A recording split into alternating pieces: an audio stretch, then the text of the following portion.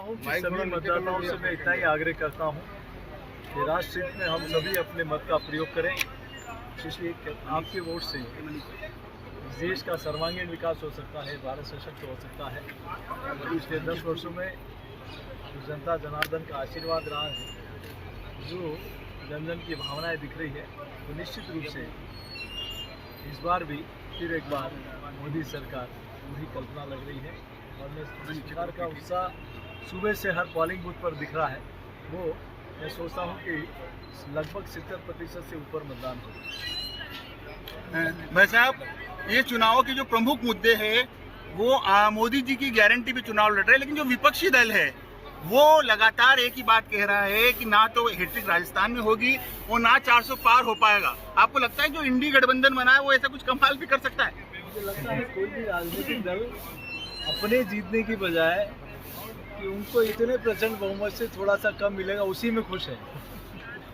मुझे बड़ी आश्चर्य वाली बात है कि जो देश में इतने वर्षों तक जो पार्टी शासन किया, अनेक प्रदेशों में जिन्होंने सत्ता का संचालन किया, वो पार्टी आज क्षेत्रीय पार्टी के रूप में बनती जा रही है, जिनके सेनापति स्वयं अपनी सीट जिस अमेठी ने कई बार दिल्ली भेजा, वहाँ से भागकर वायनाड चले जाते हैं। तो वही चित्र राजस्थान में भी दिखता है कि कईयों को पकड़ के टिकट देना पड़ता है और कई देने के बाद भी कहते हैं मुझे चुनाव नहीं लड़ा। तो जिसका सेनापति ही भग जाए डर से, तो उसकी जनता उन पर विश्वास नहीं करेगी। मैं सोचता हूँ कि कांग्रेस पार्टी की सोच इतनी है कि हम 400 से एक सीट कम आ जाएगी तो उसी में खुश है, तो वो अपने लिए नहीं लग रहे। और मोदी जी को क्यों रोकना चाहते हैं?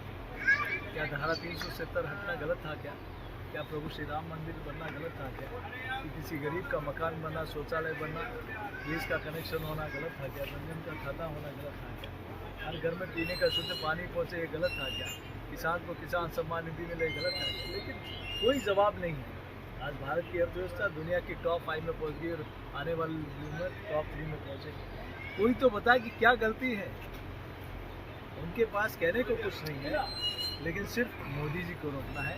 लेकिन मोदी जी के साथ देश की 140 करोड़ लोगों का। जोशी जी, आपने एक बयान दिया था, हम बोलेगा इसका विरोध हुआ है? उनके वंशज तो बोल रहे हैं, बाकी लोगों को तकलीफ क्यों हो रही है?